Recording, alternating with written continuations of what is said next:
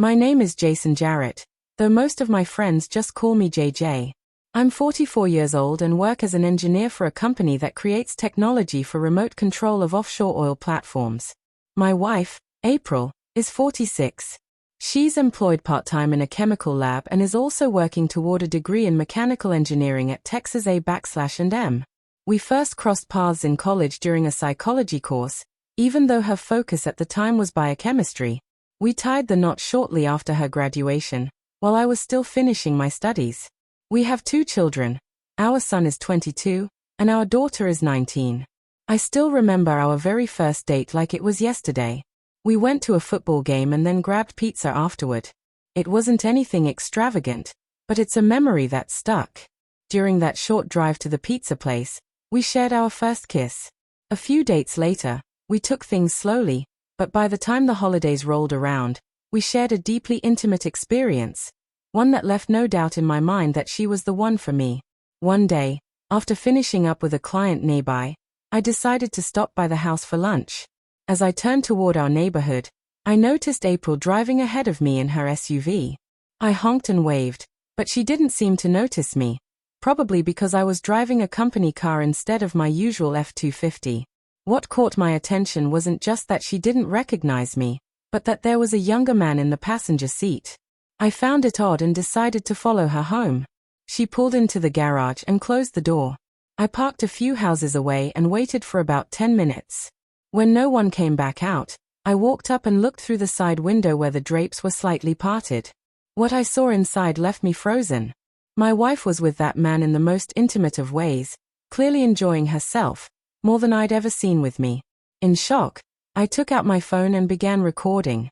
I entered the house quietly through the front door and crept toward the bedroom. After they finished, I made my presence known by clearing my throat, still filming. They both panicked, caught in the act. The man, whose name I later learned was Drew, looked just as horrified as April. Thinking ahead, I grabbed Drew's clothes and phone, storing them in my gun safe and keeping the phone with me. They tried to explain, but I wasn't ready to hear it.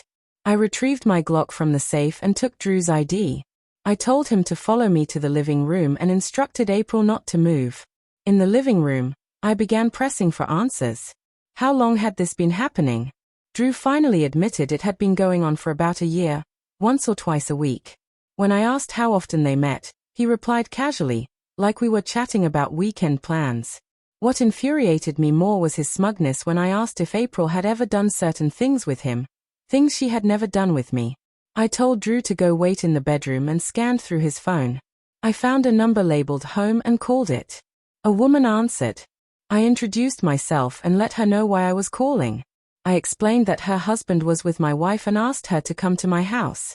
She arrived shortly after. While waiting, I returned to the bedroom and told Drew to continue what he had been doing. I claimed I wanted to watch.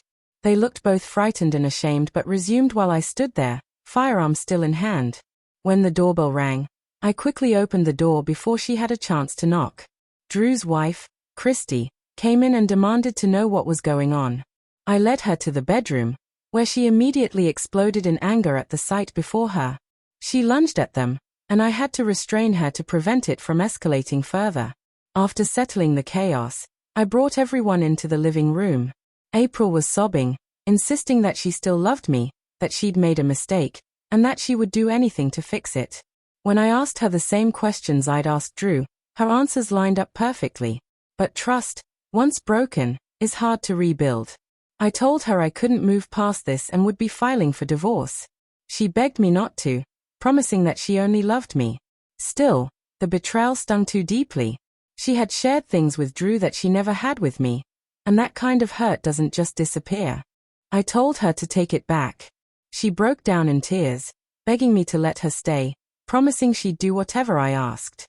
It was the same cycle, apologies, excuses, and desperate pleas. I'd heard them all before, but this time I needed space to think. I stepped out of the bedroom and into the living room where Christy and Drew were in the middle of a heated argument. Christy demanded the truth, wanting to know why Drew betrayed her.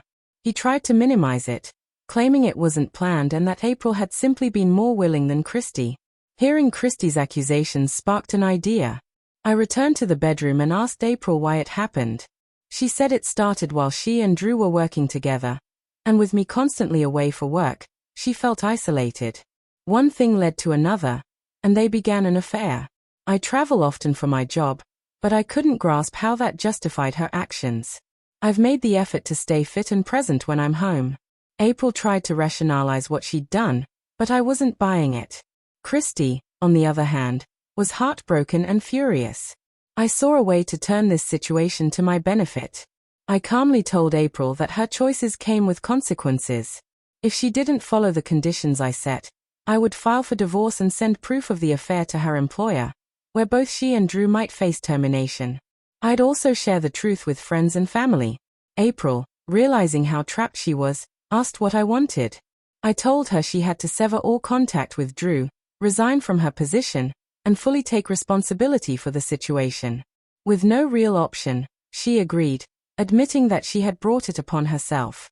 She questioned why Christy needed to be involved, claiming she'd done nothing wrong. I explained that it wasn't just about the affair. It was about the ripple effect of betrayal. Christy deserved a voice in what came next. Reluctantly, April agreed. I invited Christy into the room. At first, she was livid, refusing even to look at April. She said she'd rather see her disappear than speak with her. I managed to convince her that listening could help bring her some peace. After a moment, Christy agreed and entered the room. April shared what had happened and repeated the terms I had given her. Christy shrugged at first, saying the fallout wasn't her concern. But April continued, explaining that if the affair went public, Drew could lose his job, which meant losing health insurance for their kids. Times were hard, and that struck a chord with Christy. She asked to speak with me privately and admitted she didn't want to play the victim. She understood my desire for justice and, to my surprise, supported my plan. She even suggested we ensure Drew faced consequences. Her strength and openness earned my respect. Later, Christy sat down with April and laid out her own conditions.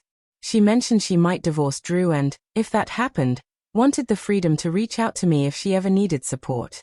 It was clear she was determined to take back control of her life, with or without Drew. In the months that followed, I focused on rebuilding. April and I started therapy and had many tough conversations. She seemed truly sorry, but the trust was shattered, and I knew healing would take time. Christy ended up going through with the divorce. I introduced her to a colleague of mine, a genuinely kind man, and they hit it off. They are now engaged and planning a future together. As for me, I chose not to end my marriage with April. After 25 years, it was hard to walk away entirely. We've had plenty of rough patches, but I believe there's still a path forward.